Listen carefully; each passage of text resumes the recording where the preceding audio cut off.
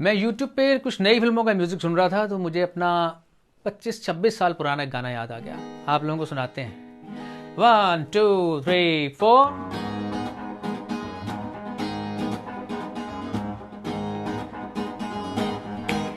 अब के हम बिछड़े तो शायद कभी ख्वाबों में मिले।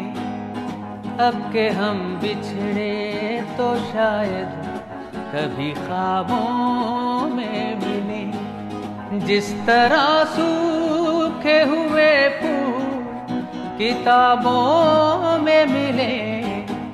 अब के हम बिछड़े तो शायद कभी ख्वाबों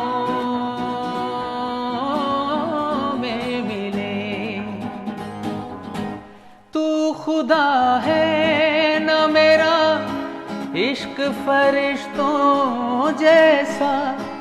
तू खुदा है न मेरा इश्क फरिश्तों जैसा। दोनों इंसान है तो क्यों इतने हिजाबों में मिले। दोनों इंसान है तो क्यों इतने हिजाबों में मिले। जिस तरह सूखे हुए फूल किताबों में मिले। अब के हम बिछड़े तो शायद कभी ख्वाबों